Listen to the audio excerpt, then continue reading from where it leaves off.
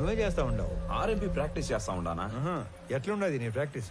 ఏదో మట్టసంగా పోతా ఉండదునా, అగ్గువగా వైద్యం అందిస్తా ఉండాను, అదొక సాటిస్ఫాక్షన్. సరేనా, నీతో ఏదైనా పని పడితే టైం చూసుకొని వస్తాను. ఎవడురా వాడు ఇందాక యాక్షన్ తీసుకుంటా అంది? నా యాళ్ళు లాగి పీకాల్సిన పనిచ్చి లగెత్తుకుని వచ్చారు. వెతకండి రా వాడిని, పట్టుకురండి. మనం పట్టుకొచ్చే పని లేదు సార్, ఆయన్నే వస్తున్నాడు. ఎడా అతనే సారు.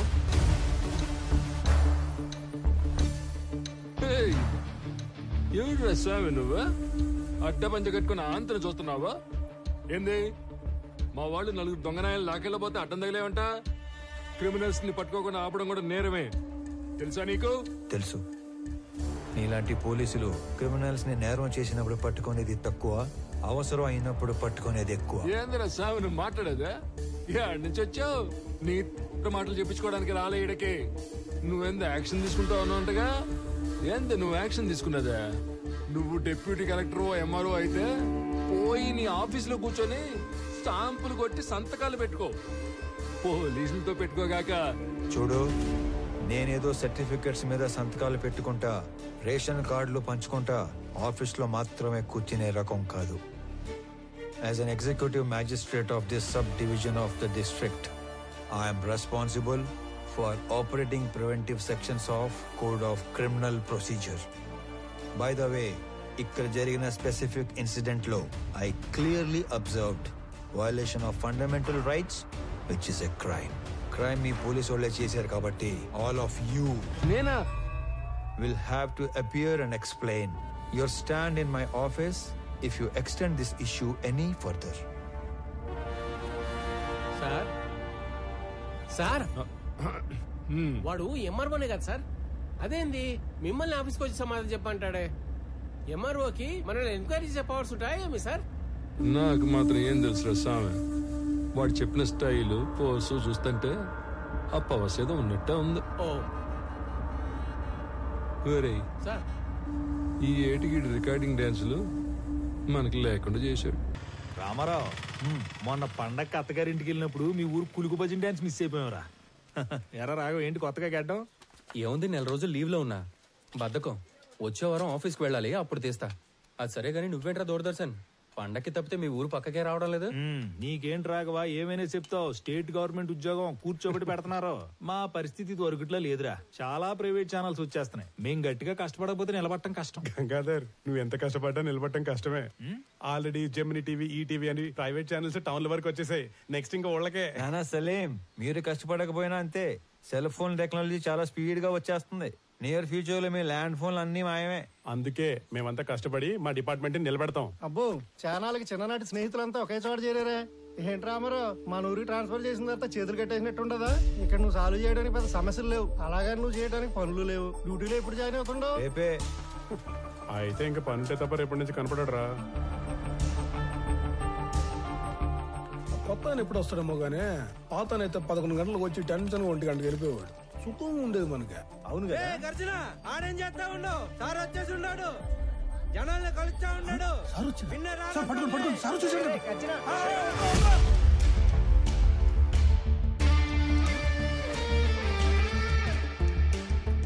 నమస్కారం సార్, నా పేరు గజ్జన శాంతి స్వరూప్ సార్. ఎట్లంటే మీకెందుకు సార్ శ్రమ? నేను అందరిని బయటికి వెళ్తాను, మీరు పోయి ఆ సీట్లో కూర్చోండి సార్. నీకు కరెక్ట్ గా 15 నిమిషాలు టైం ఇస్తున్నా. స్టాఫ్ మొత్తం నా ముందు ఉండాలి. అందరూ వచ్చేసినట్టేనా? వచ్చేసారు సార్. నేను చెప్పేది 2 విషయాలు.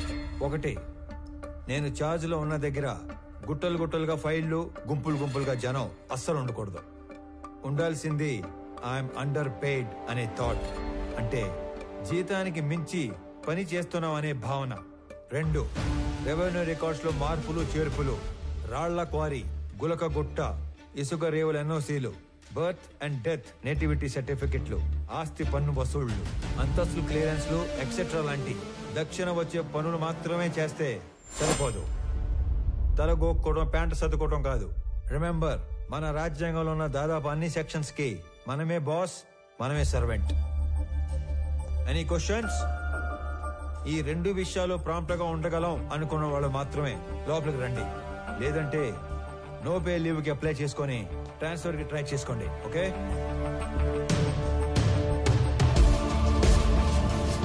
There is no privacy, no protocol in my office. నేను చేసే పని మీకు కనపడాలి, మీరు చేసే పని నాకు కనపడాలి. Only progress that matters.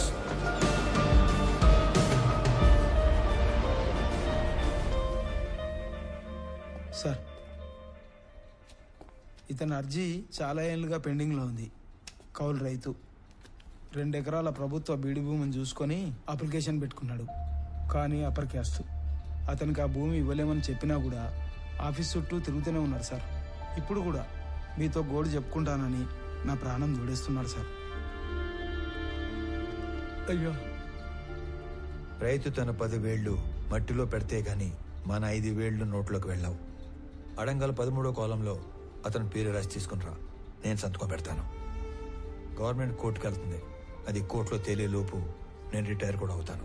ఈ లోపు రైతు వ్యవసాయం చేసుకుంటాడు. అయ్యా, చచ్చేలోపు 1 సెంటు భూమి కన్నా ఆసామిని అవుదాం అనుకున్నానయ్యా. నీ వల్ల నా కళ నెరవేరింది. నువ్విచ్చే ఆ మట్టిలో మాణిక్యాలు పండిస్తానయ్యా, మాణిక్యాలు పండిస్తాను. చూస్తా ఉండు మళ్ళా. ఒక్కొక్క మనిషి ఎంత పని చేయొచ్చా? మనం ఏళ్ల కొద్దీ చేయని పనిని కొన్ని వారాల్లో చేయించాడు. ఆయన మొగలాయి సార్. లేదంటే రోజు 6 గంటలకు ఆఫీసు బేగ వేసే టయానికి 56 మంది వెయిట్ చేస్తా ఉండేవారు. ఇంకా అరగంట టైం ఉంది, 2-3 కన్నా ఎక్కువ లేరు. ఆయన ఏదో మాయ చేశాడు సార్. పెద్ద మాయ చేశారా. మనం ఎంతో మంది దగ్గర పనిచేశాం. కాలం నీడలో వాళ్ళందరినీ మర్చిపోయాం. కానీ ఇతని నీడలో కాలాన్నే మర్చిపోయాం. గుర్తుండిపోతారా? రే అనంతు, పెద్దమ్మ చెప్పింది వదిన చెప్పిందని సాకుతో నువ్వు టౌన్ లో షాపింగ్ అయిపోయాక ఆఫీస్కి వచ్చిన డిస్టర్బ్ చేయవద్దు. ఒక్కసారి చూడు నడి రోడ్డు ఎటా నడుస్తుడా.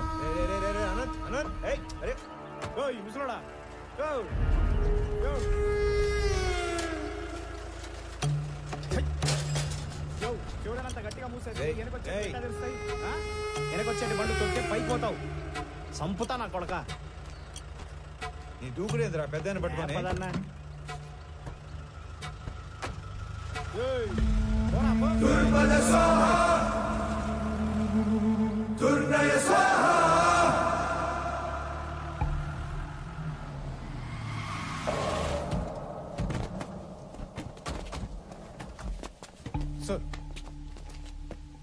ఇంత కష్టమైన పని అని తెలియక పెద్ద పోసు కొట్టి మిమ్మల్ని నమ్మి ఈ పని టేకప్ చేశా.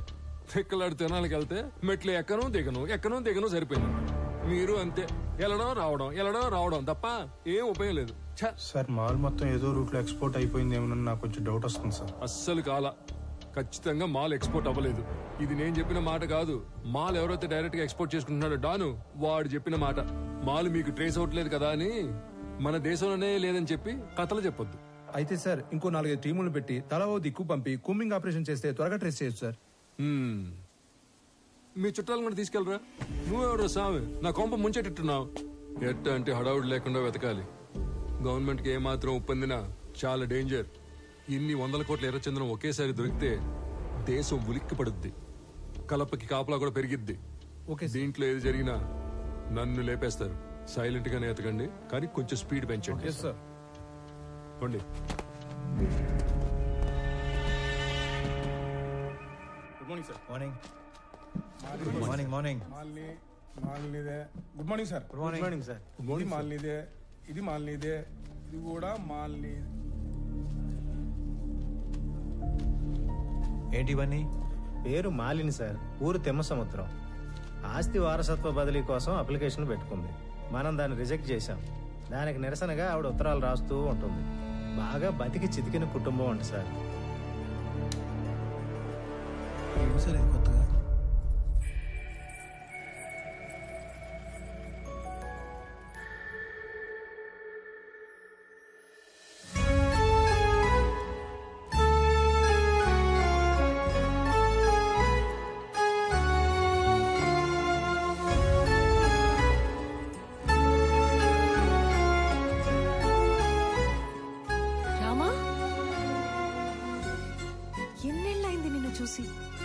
అయినా నువ్వు అసలు ఏం మారలేదు. రా కూర్చో. పర్లేదు, ఇక్కడ కూర్చుంటాను.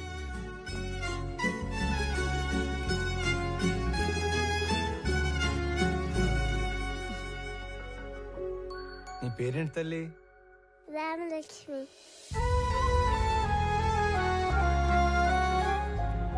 ఇప్పుడే వస్తాను. స్కూల్కి వెళ్తున్నావా?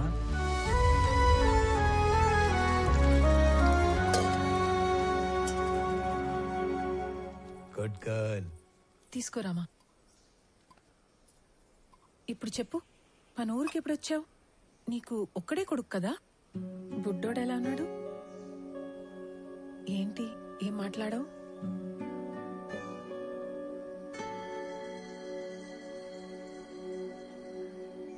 అసలు ఏం జరిగింది?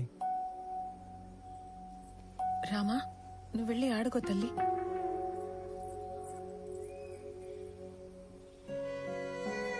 నా జీవితంలో జరిగిన చాలా మలుపుల్లో ఇది కూడా ఒకటి. మా వారి పేరు సురేంద్ర. మా నాన్నతో పాటు నార్త్ లో కాంట్రాక్ట్లు చేసేవారు. నా పెళ్లికి ముందు నుంచి కూడా మా నాన్నకి బాగా ఇష్టమైన వ్యక్తి. అమ్మ నాన్న కాలం చేశాక ఇక్కడే సెటిల్ అయ్యాం.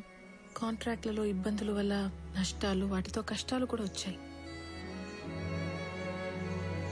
వర్మ అనే తన ఫ్రెండ్ ఏదో కొత్త బిజినెస్ ప్లాన్ ఉందంటే కలిసొస్తానని వెళ్లిన మనిషి తిరిగి రాలేదు.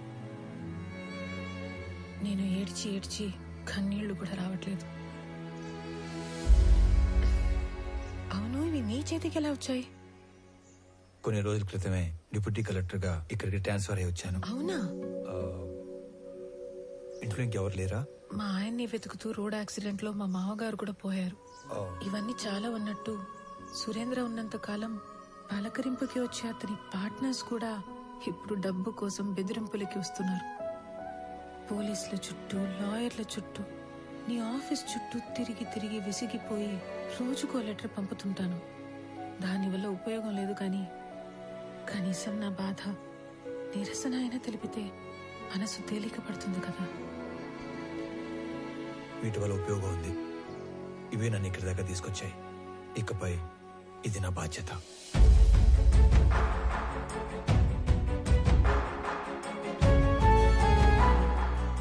నా వల్ల ప్రేమలో ఓడిపోయినా ఆ బాధని లోపలే దిగమింగుకొని చిరునవ్వుతో వెళ్లిన రామ నాకు దూరమై దాదాపు 7 సంవత్సరాలయ్యింది.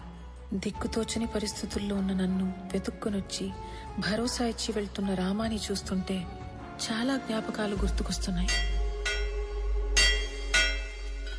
రామారావు, ఆ పేరు వినగానే గుడిలో గంట శబ్దం విన్నంత భరోసా వస్తుంది. రామారావు ఎస్పీఎల్ గా ఉన్న మా స్కూల్లో ఆడపిల్లలందరం శివంగుల్లా బ్రతికేవాళ్లం.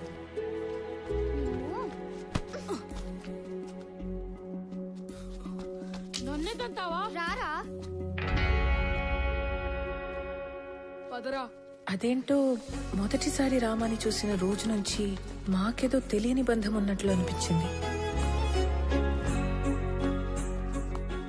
అనంతు, చీమల్ని ఎందుకు చంపుతాండవరా? మాస్టర్ పాఠం మొదలు పెట్టినారు, లోపలి పో. కాలక్రమేణా మా అనే మాట పోయి మన అనే భావనతోనే బ్రతికేశాం. హిందీ లాంగ్వేజ్ అంటే ఏంటి? జాతీయ భాష, నేషనల్ లాంగ్వేజ్. మీకు తెలుగు రాకపోయినా పర్వాలేదురా, హిందీ రాకపోతే మీరెవ్వరూ దేనికి పనికిరారు. సార్, మాతృభాషతో పాటు పరభాష నేర్చుకోవడం తప్పు కాదు సార్. కానీ మాతృభాషను హేళన చేయకూడదు సార్.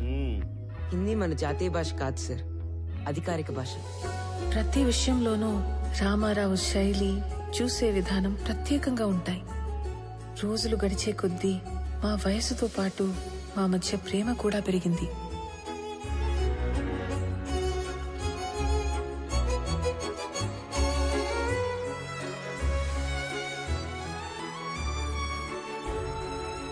ఇప్పటికీ 2 బస్సులు వెళ్ళిపోయాయి. నువ్వు నన్ను వదలకపోతే లాస్ట్ బస్ కూడా వెళ్ళిపోతాది. అవునా? నీకు గవర్నమెంట్ జాబ్ అంటే నా అంత ఇష్టమని నువ్వు డిగ్రీ, దాని తర్వాత జాబ్ ట్రైనింగ్ల కోసం 4 ఏళ్లుగా టౌన్ లోనే ఉంటున్నా ఓపిగ్గా సర్దుకున్నాను. ఇక నా వల్ల కాదు. ఆ జాబ్ ఏదో వెంటనే కొట్టేసి నా మెడలో తాళి కట్టి నన్ను పెళ్లి చేసుకోరామా. 1 నెలలో టెస్ట్, ఇంటర్వ్యూ అన్నీ అయిపోతాయి. ఆ తర్వాత నీ ఇష్టం. ఓకే? మళ్ళీ నువ్వు ఊరికి ఎప్పుడు వస్తావు? వచ్చే నెల 25వ తారీఖు. సరేనా?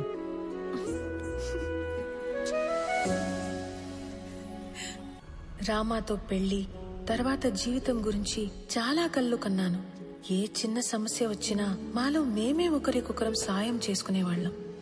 అనుకున్నట్లే రామాకి ఉద్యోగం వచ్చింది.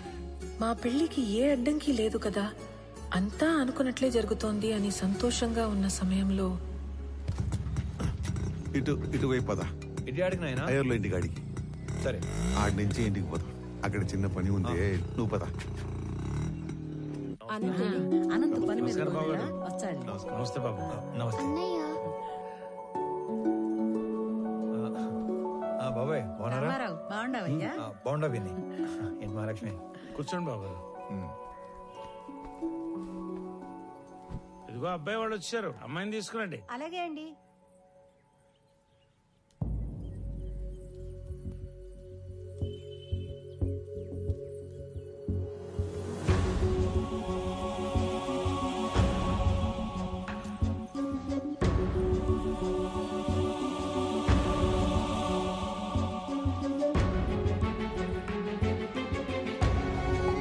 ఒక్కగానొక్క కూతురు, పేరు నందిని.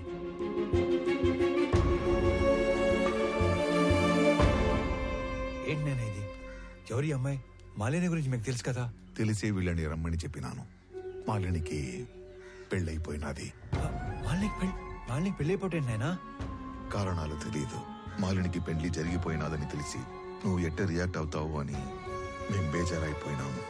తండ్రిగా నీకు మంచి తోడుని వెతికి పెట్టడం నా బాధ్యత.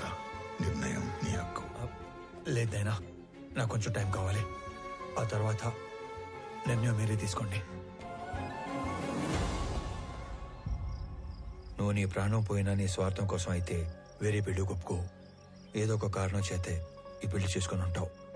నువ్వు తలదించుకునే తప్పేమీ చేయలేదు మాలిని.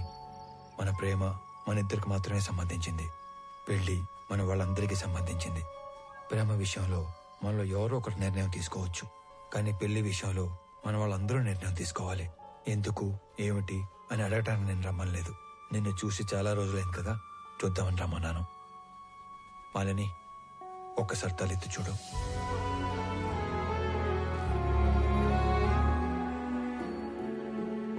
నీకు చెప్పకుండా పెళ్లి చేసుకున్నందుకు నీకు ఏ సమాధానం చెప్పుకోవాలని ఈ రోజులు ఎంత మదన పడ్డానో తెలుసా.